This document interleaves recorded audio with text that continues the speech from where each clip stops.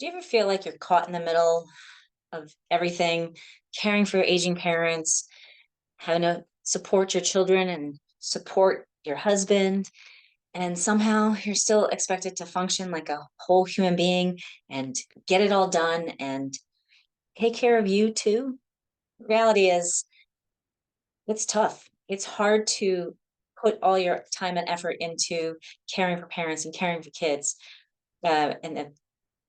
and then also trying to work out and get your own body feeling the way that you want to feel and doing the things that you want to be able to do. In this tidbit with Laura, I'm going to talk about some ways that you can manage that and some of my own experiences that hopefully you might relate to, and you can, yeah, understand that like it's all work in progress. So this weekend, my siblings and I alternate weekends with my parents, going to see my parents and taking care of my parents. And I don't know if it was just this week. It was kind of crazy. I think it was a full moon, which was gorgeous, but it was just a little chaotic. And I, I needed to. I took my dad to the doctor, and I wanted to go spend time with my mom. Doctor's fine, my dad's fine, not a problem. Just regular checkup. Um, but that took out of time of when I could actually go and I could get my own workout in. And same with my mom. And then because of the full moon, I think I was just exhausted and like I wasn't getting up at 5 a.m. to get my workout done, which I've been trying to do lately because that way I can prioritize myself. I think when we can get it done, then it makes a whole day better. I recognized yesterday after I had a mess of I was with my mom, and she's struggling, and while she's okay, she's she can be a bit much sometimes, and she was angsty yesterday and started to give me grief, and I was like, whoa, I need to walk away. I didn't want to get angry with her. I didn't want to have a fight with her. um, and I just needed to step back and walk away. And that for me did me a world of good. I think it was tough on her, and I do feel bad. But sometimes we have to take care of ourselves. Sometimes you have to put that wall up a little bit just to be able to then go help them again. Um, I came home, and I was very riled up. My poor husband was like, "You good? Like, take a breath."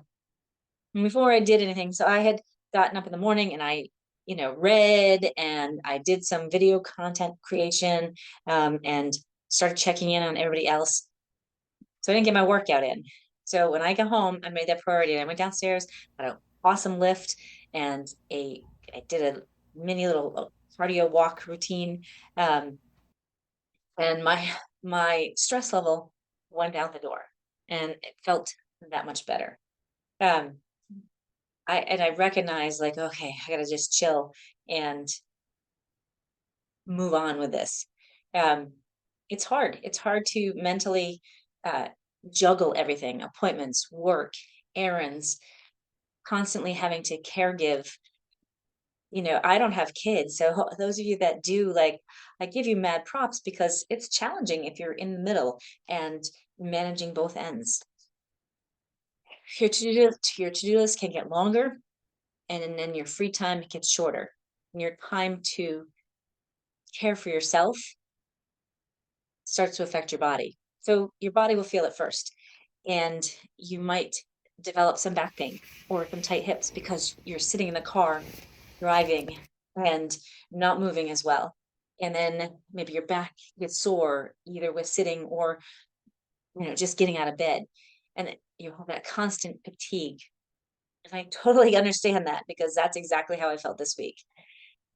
It doesn't mean that you're doing anything wrong. It just means that you probably are just doing everything, and maybe not finding that time to care for yourself. So try to, you know, try to take that moment for yourself. Finding time for yourself, it's not selfish, it's survival. You have to find time to care for yourself in order to move on and to be there for your parents or your kids or your husband. I If I we went out last night and had a great time. We went to a fundraiser for Alzheimer's. One of Bill's friends was hosting it, and it was a lot of fun. And if I didn't do that workout ahead of time, my mind might have been spinning. If I didn't do the work to help manage to take care of myself, I might have not have had a good time, and I might have been grumpy to my husband. Instead, we went and we had a lot of fun, and I was able to move my body a little bit more and danced, which we don't do enough of anymore.